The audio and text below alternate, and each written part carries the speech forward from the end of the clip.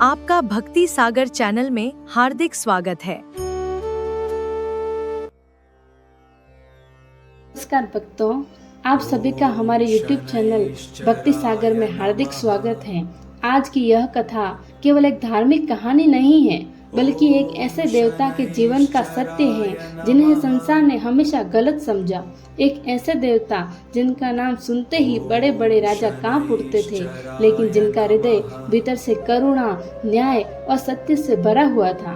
भक्तों, आज हम आपको सुनाने जा रहे हैं शनिदेव महाराज की असली दर्दनाक और रहस्यमयी कहानी। यह वह कथा है जिसमें एक पुत्र का दर्द छिपा है, एक माँ का त्याग छिपा है, एक तपस्वी की कठोर साधना छिपी है और न्याय का वह सत्य छिपा है जिससे कोई बच नहीं सकता। तो इस कथा को अंत तक जरूर सुनिएगा, और अगर आप सच्चे मन से शनिदेव महाराज में श्रद्धा रखते हैं तो कमेंट में जय शनिदेव महाराज जरूर लिखें। अब शुरू करते हैं शनिदेव महाराज की महाकथा। बहुत प्राचीन समय की बात है, जब धरती पर धर्म और अधर्म का संतुलन बना हुआ था। देवताओं का प्रभाव चारों ओर फैला हुआ था और आकाश में सूर्यदेव अपने दिव्य प्रकाश से संसार को प्रकाशित करते थे। सूर्यदेव केवल प्रकाश के देवता नहीं थे, बल्कि जीवन के आधार भी थे। उनके बिना संसार में अंधकार और विनाश फैल जाता। देवता भी सूर्यदेव के तेज के सामने सिर झुकाते थे। सूर्यदेव का विवाह दक्ष प्रजापति की सुंदर और गुणवान पुत्री देवी संज्ञा से हुआ था। संज्ञा अत्यंत शांत, पतिव्रता और धर्मपरायण थी। वे अपने पति का बहुत सम्मान करती थी, लेकिन सूर्यदेव का तेज इतना प्रचंड था कि धीरे धीरे संज्ञा का शरीर उसे सहन नहीं कर पा रहा था। हर दिन सूर्यलोक अग्नि की तरह तपता था। संज्ञा अपने कर्तव्यों को निभाने का प्रयास करती, लेकिन भीतर ही भीतर टूट जाती थी। उन्होंने कई बार स्वयं को समझाया, मुझे अब सहन करना होगा, मैं सूर्यदेव की पत्नी हूँ। लेकिन समय के साथ उनकी पीड़ा बढ़ती गई। एक दिन वे अत्यंत दुखी होकर अकेले बैठी। उनकी आंखों में आंसू थे। उन्होंने सोचा, यदि ऐसा ही चलता रहा तो मैं जीवित नहीं रह पाऊंगी। तब उन्होंने अपनी योग शक्ति से अपने समान रूप वाली एक स्त्री उत्पन्न की। वह बिल्कुल संज्ञा जैसी दिखाई देती थी, लेकिन वह वास्तव में उनकी छाया थी, इसलिए उसका नाम रखा गया छाया। संज्ञा ने छाया से कहा, मैं तपस्या करने जा रही हूँ, तुम मेरे स्थान पर सूर्यलोक में रहो, लेकिन इस रहस्य को किसी के सामने मत खोलना। छाया ने सिर झुकाकर कहा, जैसी आपकी आज्ञा देवी। इतना कहकर संज्ञा वन की ओर चली गई। उधर सूर्यदेव इस परिवर्तन को समझ नहीं पाए। वे छाया को ही संज्ञा समझते रहे। समय बीतता गया। छाया माता अत्यंत धर्मपरायण थी। वे भगवान शिव की महान भक्त थी। वे दिन रात शिव जी की आराधना करती। कुछ समय बाद छाया माता गर्भवती हुई। गर्भावस्था में भी उन्होंने अपनी तपस्या नहीं छोड़ी। वे घंटों ध्यान में बैठी रहती। उनकी होठों पर हर समय ओम नमः शिवाय का जाप रहता। उनकी कठोर भक्ति का प्रभाव उनके गर्भ में पल रहे बालक पर पड़ रहा था। और फिर एक दिन वह समय आया जब पूरे ब्रह्मांड में एक विचित्र परिवर्तन महसूस हुआ। आकाश में काले बादल छा गए, हवाएं तेज चलने लगी, देवताओं के मन में बेचैनी होने लगी। उसी समय छाया माता ने एक पुत्र को जन्म दिया। उस बालक का रंग अत्यंत श्याम था। उसकी आंखों में गहरी गंभीरता थी, चेहरे पर अद्भुत तेज था। वह कोई साधारण बालक नहीं था। वही बालक आगे चलकर कहलाया शनिदेव महाराज। लेकिन शनिदेव का जन्म सुख लेकर नहीं आया था। कहा जाता है कि जैसे ही बालक शनि की दृष्टि सूर्यदेव पर पड़ी, सूर्य का तेज थोड़ा मंद पड़ गया। यह देखकर सूर्यदेव आश्चर्यचकित रह गए। धीरे धीरे उनके मन में संदेह पैदा हुआ। उन्होंने सोचा, यह बालक अशुभ प्रभाव वाला है। यही सोच शनिदेव के जीवन का सबसे बड़ा दुख बन गई। छोटे शनिदेव बचपन से ही अपने पिता का प्रेम पाने के लिए तरसते रहे। जब दूसरे बच्चे अपने पिता के साथ खेलते, तब शनिदेव अकेले बैठकर आकाश को देखते रहते। उनके मन में एक ही सवाल उठता, पिता मुझसे प्रेम क्यों नहीं करते? समय बीतता गया, शनिदेव का स्वभाव अत्यंत गंभीर हो गया। वे कम बोलते थे, उनका मन संसार की चकाचौंध में नहीं लगता था।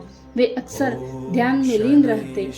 एक दिन छोटा शनि खेलते खेलते सूर्य देव के पास पहुंचा। वह चाहता था कि उसके पिता उसे प्यार से गले लगा ले, लेकिन जैसे ही उसकी दृष्टि सूर्य देव पर पड़ी, सूर्य का तेज फिर थोड़ा कम हो गया। यह देखकर सूर्य देव क्रोधित हो उठे। उन्होंने कठोर स्वर में कहा, तुम्हारी दृष्टि ही अशुभ है। ये शब्द छोटे शनिदेव के हृदय में तीर की तरह चुभ गए। उस दिन पहली बार शनिदेव की आंखों में आंसू बह निकले। वे अपनी माता छाया के पास गए और बोले, माता, क्या मैं सचमुच अशुभ हूँ? छाया माता का हृदय टूट गया।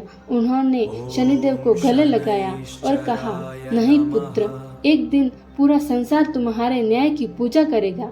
लेकिन शनिदेव का दर्द कम नहीं हुआ। धीरे धीरे वे अकेले रहने लगे। उनका मन संसार से दूर होता गया।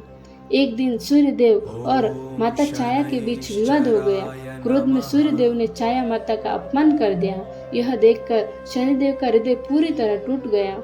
उन्होंने उसी क्षण निश्चय किया कि अब वे सूर्य लोक छोड़ देंगे। उस रात चारों ओर गहरा अंधेरा था। छोटे शनिदेव अकेले ही सूर्य लोक से निकल पड़े। वे जंगलों में भटकते रहे, कभी पर्वतों पर चलते, कभी नदियों के किनारे बैठते, लेकिन उनके मन में केवल एक ही संकल्प था, स्वयं को सिद्ध करना। कई दिनों तक भटकने के बाद वे एक घने जंगल में पहुंचे। वहाँ चारों ओर शांति थी, न कोई मनुष्य, न कोई देवता। वही शनिदेव ने भगवान शिव की कठोर तपस्या शुरू कर दी। उन्होंने भोजन त्याग दिया, जल त्याग दिया। वे केवल ओम नमः शिवाय का जाप करते रहे। दिन बीते, महीने बीते, साल बीत गए। गर्मियों की धूप उनके शरीर को जलाती, बरसात उन्हें भिगोती, सर्द हवाएं उनके शरीर को कंपा देती, लेकिन शनिदेव अड़िग रहे। उनकी तपस्या इतनी प्रचंड हो गई कि पूरा ब्रह्मांड कांप उठा। देवताओं में भय फैल गया। इंद्रदेव भगवान शिव के पास पहुंचे और बोले, प्रभु, यह कौन तपस्वी है जिसकी शक्ति से तीनों लोग कांप रहे हैं? भगवान शिव मुस्कुराए।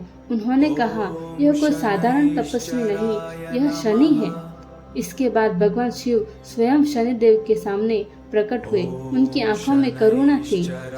भगवान शिव बोले, हे शनि, तुम्हारी तपस्या ने मुझे प्रसन्न कर दिया है। आज से तुम संसार के न्यायाधीश कहलाओगे। शनिदेव ने सिर झुकाकर कहा, प्रभु, मैं न्याय करूंगा, लेकिन कभी पक्षपात नहीं करूंगा। भगवान शिव अत्यंत प्रसन्न हुए। उन्होंने कहा, आज से तुम हर प्राणी को उसके कर्मों के अनुसार फल दोगे। तुम्हारी नजर में राजा और भिखारी समान होंगे। इसके बाद भगवान शिव ने शनिदेव को नवग्रहों में सर्वोच्च स्थान दिया। उस दिन से शनिदेव कर्म फलदाता कहलाए, लेकिन संसार उन्हें गलत समझा। लोग उनसे डरने लगे। जब किसी के जीवन में दुख आता, लोग कहते, शनि का प्रकोप है, लेकिन सच्चाई कुछ और थी। शनिदेव कभी किसी को बिना कारण कष्ट नहीं देते थे। वे तो केवल मनुष्य को उसके कर्मों का फल देते थे। यदि कोई व्यक्ति गरीबों की सहायता करता, सत्य बोलता, धर्म के मार्ग पर चलता, तो शनिदेव उसे ऊंचाइयों तक पहुंचा देते। लेकिन यदि कोई व्यक्ति अहंकार करता, दूसरों का अपमान करता, अन्याय करता, तो शनिदेव उसे कठोर परीक्षा से गुजरने पर मजबूर कर देते थे। एक बार लंका के राजा रावण ने अपने अहंकार में सभी ग्रहों को बंद बना लिया। वह चाहता था कि उसका पुत्र संसार का सबसे शक्तिशाली राजा बने। उसने शनिदेव को भी कैद कर लिया, लेकिन शनिदेव की दृष्टि रावण पर पड़ चुकी थी। धीरे धीरे रावण की विनाश का समय शुरू हो गया। बाद में जब भगवान हनुमान लंका पहुंचे, तो उन्होंने शनिदेव को रावण की कैद से मुक्त कराया। शनिदेव हनुमान जी की शक्ति और भक्ति से अत्यंत प्रसन्न हुए। उन्होंने कहा, जो भक्त सच्चे मन से हनुमान जी की पूजा करेगा, उस पर मेरी विशेष कृपा रहेगी। इसी कारण आज भी शनिवार के दिन लोग हनुमान चालीसा का पाठ करते हैं। कहते हैं, शनिदेव इंसान को तोड़ते नहीं, बल्कि उससे मजबूत बनाते हैं। उनकी 7.5 इंसान को जीवन का सबसे बड़ा सत्य सिखाती हैं। वे इंसान से उसका घमंड छीन लेते हैं, झूठे रिश्तों की पहचान करा देते हैं और उसे सही रास्ते पर चलना सिखाते हैं। एक बार एक अत्यंत घमंडी राजा था। उसे अपने धन और शक्ति का बहुत अहंकार था। उसने गरीबों का अपमान करना शुरू कर दिया। वह सोचता था कि संसार में उससे बड़ा कोई नहीं है। धीरे धीरे शनिदेव की दृष्टि उस पर पड़ी। कुछ ही समय में उसका राज्य छिन गया। उसके अपने लोग उससे दूर होते गए। वह अकेला रह गया। तब उसे अपने कर्मों का एहसास हुआ। उसके सच्चे मन से शनिदेव से क्षमा मांगी। और कहा जाता है कि शनिदेव कठोर जरूर है लेकिन निर्दयी नहीं। जब इंसान अपने कर्म सुधार लेता है तो शनिदेव उसकी जिंदगी बदल देते हैं। इसीलिए कहा जाता है शनिदेव बुरे नहीं होते, वे कर्मों का सच्चा न्याय करते हैं। दोस्तों, जीवन में कभी किसी का अपमान मत करना, कभी झूठ और अन्याय का साथ मत देना, क्योंकि इंसान दुनिया से छिप सकता है लेकिन अपने कर्मों से नहीं छिप सकता। और शनिदेव की नज़र से कुछ भी छिपा नहीं रहता है। तो भक्तों, ये थी शनिदेव महाराज की असली दर्दनाक और प्रेरणादायक कहानी। इस कथा से हमें सीख मिलती है कि जीवन में अच्छे कर्म करना सबसे बड़ा धर्म है। अहंकार इंसान का सबसे बड़ा शत्रु है और न्याय देर से मिलता है लेकिन मिलता जरूर है। शनिदेव हमें डराने नहीं आते, वे हमें सही रास्ता दिखाने आते हैं। अगर आपको यह कथा पसंद आई हो तो वीडियो को लाइक जरूर करें और अपने दोस्तों और परिवार के साथ शेयर जरूर करें। ऐसे ही धार्मिक और प्रेरणादायक कहानी सुनने के लिए हमारे चैनल को सब्सक्राइब करना न भूलें और कमेंट में जय शनिदेव महाराज जरूर लिखें। धन्यवाद। हमारे वीडियो को पूरा देखने के लिए बहुत बहुत धन्यवाद। ऐसे ही वीडियो पाने के लिए भक्ति सागर चैनल को सब्सक्राइब करें।